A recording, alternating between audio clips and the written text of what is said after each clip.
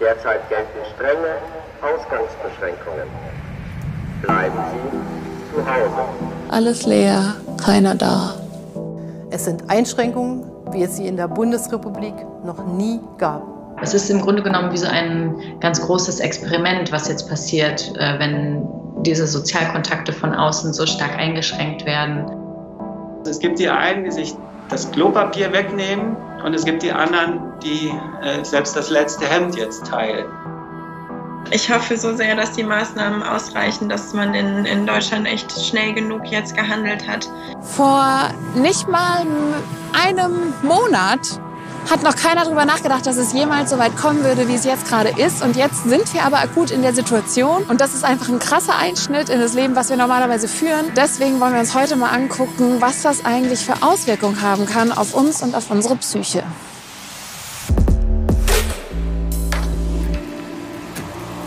Wie ihr seht, hier ist alles ziemlich leer und ausgestorben. Und das ist auch gut so, denn wir sollen uns alle ja mit so wenig Menschen wie möglich treffen. Und auf welche Leute es besonders zutrifft, sind die Menschen in Quarantäne. Und einer davon werde ich gleich ein paar Einkäufe vorbeibringen. Anna hat bis vor kurzem in einem Krankenhaus im Risikogebiet in Norditalien gearbeitet. Sie wollte da eigentlich ihr PJ machen und wurde jetzt aber nach Hause geschickt. Denn das Krankenhaus konnte nicht mehr für ihre Sicherheit garantieren. So, ich bin jetzt fast da und für so einen ganz normalen Wochentag, Nachmittag ist es hier wirklich fast gespenstisch ruhig. Ich werde jetzt gleich klingeln und dann die Sachen bei Anna vor die Tür stellen. Beziehungsweise, die Fenster sind sogar offen da oben. Ich rufe mir einfach mal. Anna!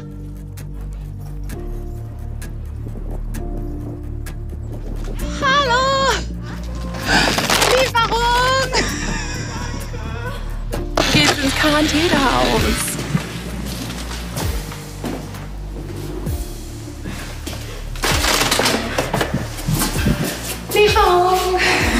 Obwohl wir jetzt also in derselben Stadt sind, sprechen wir aus Sicherheitsgründen über Skype. Du hattest diverse Probleme in Italien und Deutschland war es dann wieder ganz anders. Ja, genau. Also wirklich zwei unterschiedliche Welten. Also es fahren fast keine Züge mehr.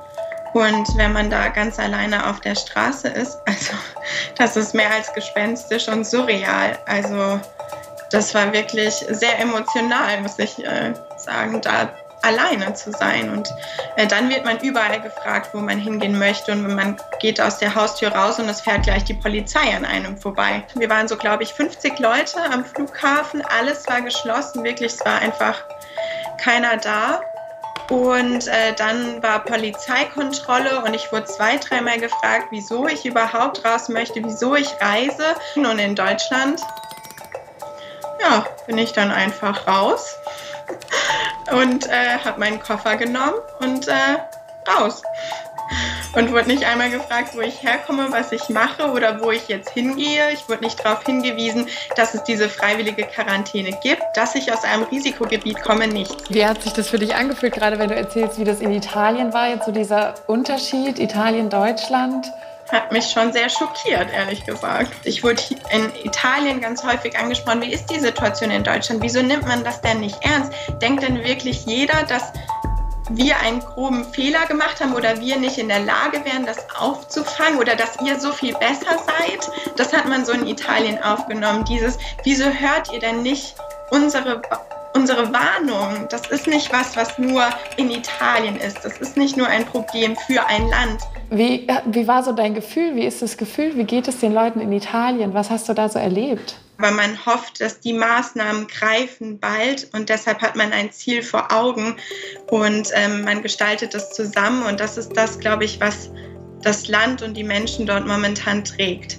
Da zieht wirklich jeder an einem Strang. Ich habe das dort zum Beispiel nicht erlebt, dass Toilettenpapier ausverkauft ist. Und das war ja hier schon vor 2 Wochen, obwohl hier alles normal weiterging. Und in Italien wurde alles runtergefahren und da gab es noch alles. Manche Menschen fürchten, Italien sei Deutschland nur um einige Tage voraus. Dass das Land so heftig vom Virus überrollt wurde, hat viele überrascht. Auch da ist die Frage, wieso das jetzt gerade so explodiert, also an Zahlen. Und das ist ja, und ja, es sind ja nicht nur Zahlen, es sind ja ganz viele Menschen dahinter, ganz viele. Ja, das ist das, was mir sehr viel Angst macht. Unterschätzt das Virus nicht. Das ist die Botschaft, die sie schon vor ein paar Wochen aus Italien an ihre Freunde in Deutschland oder auf der ganzen Welt verschickt hat. Nehmt es ernst und bleibt zu Hause. Dass das geht, hat sie 2 Wochen lang erlebt. Was ich sagen kann, ist, dass, oder aus Italien, man auf jeden Fall Wege findet, auch zu Hause gemeinsam, ob es über Skype ist oder Telefon oder vielleicht auch einfach mal alleine für sich zu sein und mal Ruhe zu finden und dass es auf jeden Fall möglich ist, auf vieles zu verzichten, wenn man dadurch überspitzt dargestellt, aber Leben retten kann. Annas Tipp zum Überstehen der Quarantäne oder der Ausgangssperre? Ich glaube, was ganz wichtig ist, dass man sich nicht immer die ganze Zeit sagt, dass man nicht mehr raus darf und dass man das alles nicht darf und dass man jetzt innen drin gefangen ist. Weil ich habe das Gefühl, je mehr ich mir das präsent werden lasse, in welcher Situation ich bin, desto schlimmer wird es. Es war ein super beeindruckendes Gespräch mit Anna und das zeigt halt auch, dass trotz allem und trotz der Situation, wie schlimm es da gerade vor Ort ist, ja auch Zuversicht herrschen kann. Trotzdem sind wir in einer Situation, in der so viel Unsicherheit herrscht und bei der so viel Fragen offen bleiben, dass wir alle darauf achten müssen, wie es uns damit geht und auch einfach auf uns hören müssen.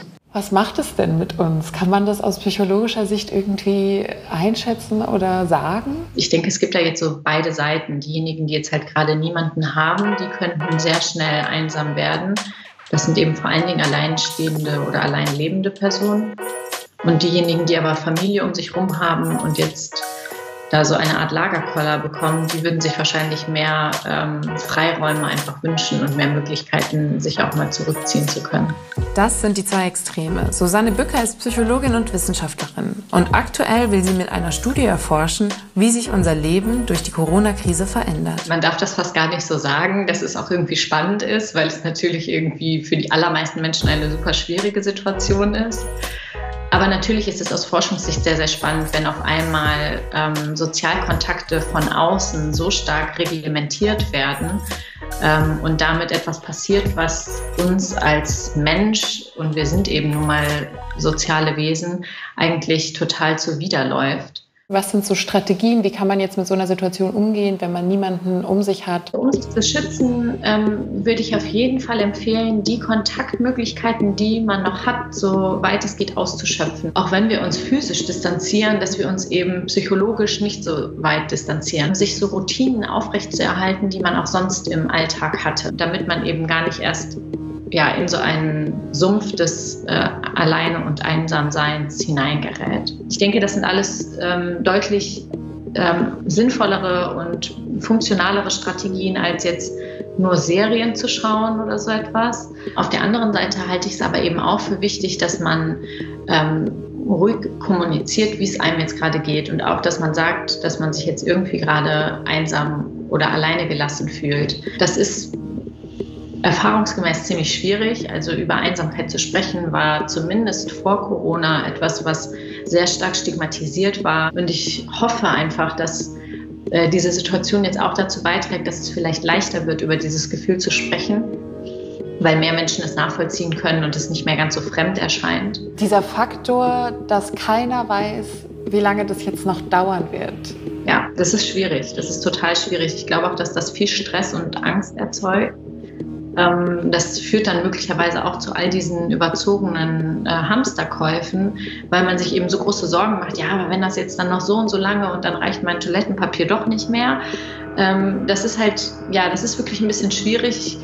Ich würde mir da eigentlich auch wünschen, dass es klarer kommuniziert wird, wie lange solche Zustände jetzt gelten. Ja, und selbst wenn ihr nicht einsam seid, ist das ja wirklich gerade eine Zeit, die eine große Herausforderung für uns alle ist. Deswegen diese 5 Tipps, was ihr tun könnt, um besser durch die Corona-Zeit zu kommen. Erstens, nutzt nicht zu viele Medien und lest nicht zu viele Corona-Nachrichten. Richtet euch am besten irgendwann am Tag eine Uhrzeit ein, um euch Sachen anzugucken und danach lasst es. Zweitens, gebt eurem Tag eine Struktur. Wann steht man auf? Wann isst man? Wann macht man Sport? Wann trifft man sich mit Freunden? Wann ist Wochentag? Wann ist Wochenende? Drittens, hört in euch rein und lasst eure Gefühle zu. Und das geht direkt über in 4. Sprecht mit Leuten darüber, wie es euch geht. Und der 5. Punkt klingt jetzt super banal. Essen, trinken und sich bewegen nicht vergessen. Und trotzdem, für den Fall, dass ihr merkt, dass es euch nicht gut geht, seht ihr jetzt hier diverse Nummern, die ihr anrufen könnt, wenn es euch nicht gut geht. Wir packen es euch auch unten in die Infobox und traut euch bitte nachzufragen. Eine Telefonnummer und ein Chat, unter dem ihr anonym 24 Stunden am Tag, 7 Tage die Woche jemanden erreichen könnt, ist die Telefonseelsorge. Ich rapp die immer so gerne 0800 111 0111. Wie erlebt ihr denn so die letzten Tage? Hat sich die Arbeit bei euch irgendwie schon verändert? Ja, total. Also wir haben gerade aktuell mal gezählt, die Zahlen, wo es um den Virus geht, um den Umgang mit der Pandemie. Das ist erschreckend, wie die nach oben geschnellt sind. Aber, und das ist das Schöne, auch die Dienstbereitschaft der Kolleginnen und Kollegen ist größer. Wir haben einen vollen Dienstplan. Wir sind wirklich da, Tag und Nacht, rund um die Uhr. Mir geht's nicht gut, ich rufe bei der Telefonseelsorge an. Was passiert dann? Sie werden erstmal mit einer warmen Stimme empfangen und Sie haben einen Ehrenamtlichen oder eine Ehrenamtliche am Telefon.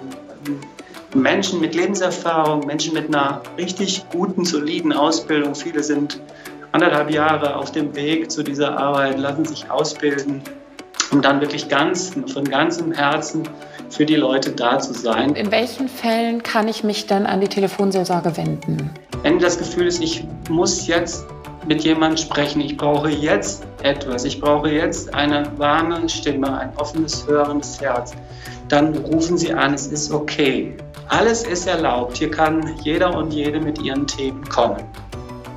Wirklich.